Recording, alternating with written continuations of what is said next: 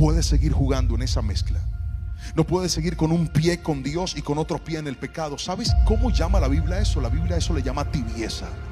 Y no solamente le llama tibieza, sino que Apocalipsis, el último libro que nos leímos de la Biblia el año pasado, advierte que aquel que es tibio, Dios lo va a vomitar de su boca. Yo no sé si usted se está dando cuenta de lo que está pasando en el mundo, pero le quiero recordar algo. Cristo viene muy pronto por su iglesia, y no es tiempo de seguir jugando con nuestra salvación. No es tiempo de seguir diciendo: yo después me arrepiento, yo después lo arreglo, yo después. No, mi hermano, ¿qué tal que llegue el Señor y usted se pierda de ese regalo hermoso simplemente por no haberse consagrado para Dios como debía?